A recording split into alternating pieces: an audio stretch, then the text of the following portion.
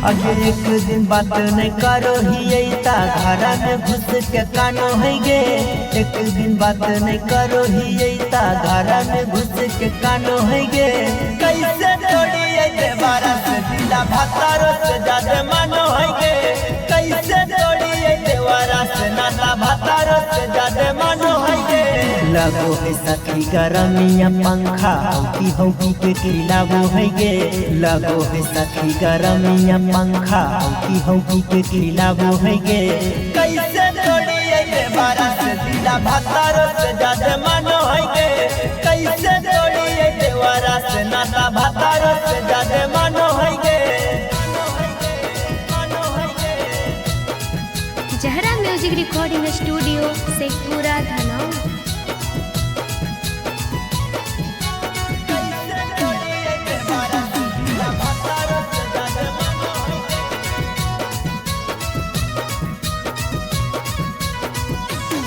आगे भतारा है रुपया को भूखल है गुजरात में।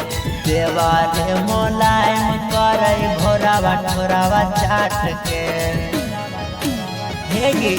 आगे भतारा है रुपया को भूखल है गुजरात में। देवारे मोलायम करे भोरावा ठोरावा चाट के। रुसोही जब कोनो बहाना से बड़ी मनावे ले जानो है गे। रुसोही जब कोनो बहाना से बड़ी मनावे ले जानो है गे। कैसे तोड़ी देवारा से दिला भातारो से ज्यादा मानो है गे। कैसे तोड़ी देवारा से नाता भातारो से ज्यादा मानो है गे।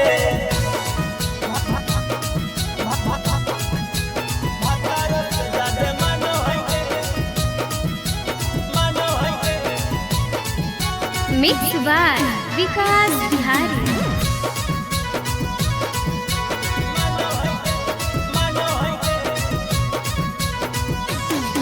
आगे ताना देते दुख भतारा कहियो नहीं सोचनुल। बाकी देखी देवरा कमुहा ससुरा में बसनु हेगे। आगे ताना देते दुख भतारा कहियो नहीं सोचनुल।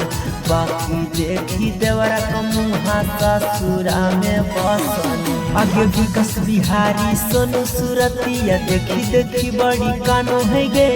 विकास बिहारी सोनू सूरतिया देखी देखी बड़ी कानो है गे। कैसे तोड़ी देवारा से दिला भातारो से ज्यादा मानो है गे। कैसे तोड़ी देवारा से नाता भातारो से ज्यादा मानो है गे। भातारो से ज्यादा मानो